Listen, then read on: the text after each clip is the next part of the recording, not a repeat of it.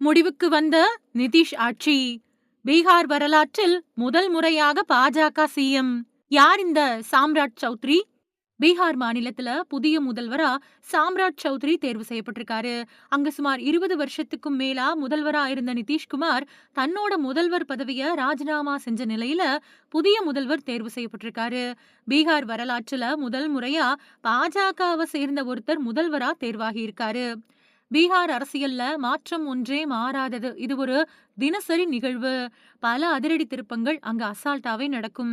இதுக்கிடையில பீகாரோட புதிய முதலமைச்சரா பாஜகவோட சாம்ராட் சௌத்ரி தேர்வு செய்யப்பட்டிருக்காரு. அவரு பதவியேற்க இருக்கிறதா தகவல்கள் வெளியாயிருக்கு.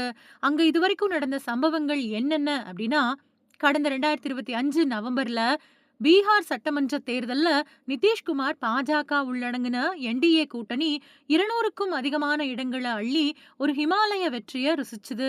மொத்தமா இருக்கக்கூடிய 243 இடங்கள்ல பாஜக 89 இடங்களை பிடிச்சு தனிப்பெரும் கட்சியா உருவெடுக்க, நிதிஷ்குமாரோட ஜேடியு 85 இடங்களை பிடிச்சு 2ஆம் இடத்துக்கு தள்ளப்பட்டுச்சு.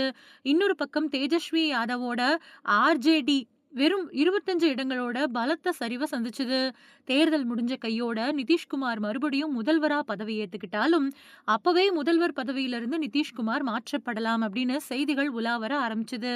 இந்த சூழல்ல தான் வெறும் 5 மாசத்துல இப்போ போன சில வாரங்களுக்கு முன்னாடி நிதிஷ்குமார் ராஜ்யசபாவுக்கு போறதா அறிவிச்சாரு. பீகார் சட்டசபை, மேலவை, நாடாளுமன்றத்தோட லோக்சபா, ராஜ்யசபா அப்படின்னு எல்லாத்துலயும் உறுப்பினரா இருக்கணும் அப்படிங்கிறது தன்னோட ஆசை அப்படின்னும், ராஜ்யசபா மட்டுமே மிச்சம் இருக்கிறதாலேயே உறுப்பினரா தேர்வானதா நிதிஷ் சொல்லியிருந்தாரு. இருந்தாலும் வெளிப்படையா அவர் அப்படி சொன்னாலும் கூட பாஜகவோட அழுத்தம் தான் பிரதான காரணம் அப்படின்னும் சொல்லப்பட்டுச்சு.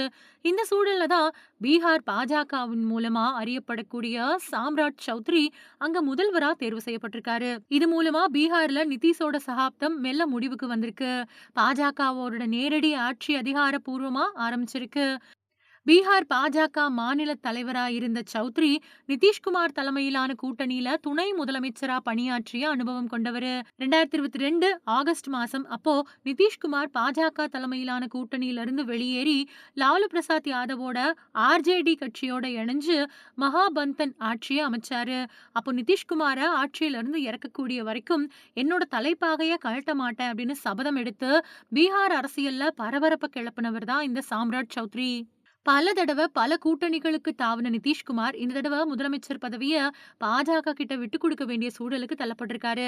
2029 பொது தேர்தலை கருத்துல வச்சு பீகார்ல ஒரு வலுவான ஓபிசி முகத்தை முதலமைச்சராக்க பாஜக மேலிடம் முடிவு செஞ்சிருக்கு. அதன் காரணமா தான் சாம்ராட் சௌத்ரியோட இந்த ப்ரமோஷன் நடந்திருக்கு.